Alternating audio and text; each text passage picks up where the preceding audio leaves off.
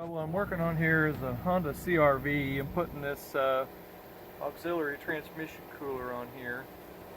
And to install this cooler, I took this fan out and I loosened the radiator. And I didn't use the supplied type zip ties with that. I'd much rather do it with these type of zip ties. It works good enough for me. I just loosened up the radiator and took this fan out so I could get my hand behind there. But the part about it that I did the most research and work on was figuring out where to put this filter at. And this line here on the right, this is the long one. If you look at the diagram at the parts house, this is the feed line. This is the line that has the pressurized transmission, automatic transmission fluid coming out.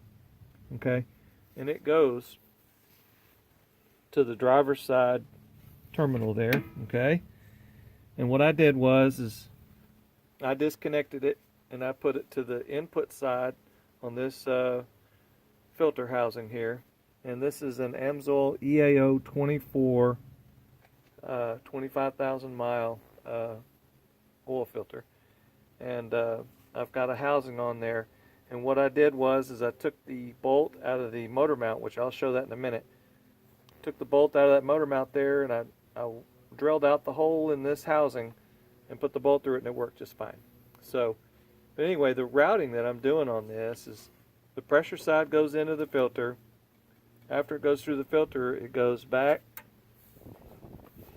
to the radiator here, okay? And then after it goes to the radiator, it's going to come out, and I've got it routed through the bottom down there. I don't know if you can see it from here, but I'll show it from the bottom. Got it routed through down there. Nobody can see that, but I got it routed through down there, and that down to the bottom of this transmission cooler here, like so. Okay, I'm gonna probably mess around with this a little more and get these lines zip tied and held down and all that, but I just wanted to show where everything was at and how it was working out. It's working out pretty good so far. There is a hose here, a metal line that I'm gonna have to look at, and I've got it zip tied back right now, but that AC line is going to be close, so I'm going to have to look at it. It goes in that clip, clicks in that clip right there, and I took it out of the clip and moved it out of that clip right there, moved it so I can put the cooler in, but when I go to put it back, it may be close, so I might have to change that. So, but anyway, so far so good. I had to clearance this cooling fan right here a little bit. I wanted to get it a good 1 inch of clearance, and so I've got with all this stuff all apart, I got some tin snips and snipped it out, got a die grinder, cleaned it off. I've got a pretty good space, but I'm going to keep an eye on it. If it doesn't work here and it hits with the motor moving and things, I have another place spotted that I'll show here in just a minute. Okay, so this is how the routing is that I have on this, and this particular bracket was here. I just stuck the new hose through it. The old hose didn't even use that, and this is where I'm gonna run the line going from here to the oil cooler in front of the radiator. I'm gonna run the line from there, and then from the radiator I'm gonna run it back. I'm gonna remove this hose here and run it back into the transmission. Okay, so if that location does not work, then the second location that I was thinking about using was right here. I'll have to take this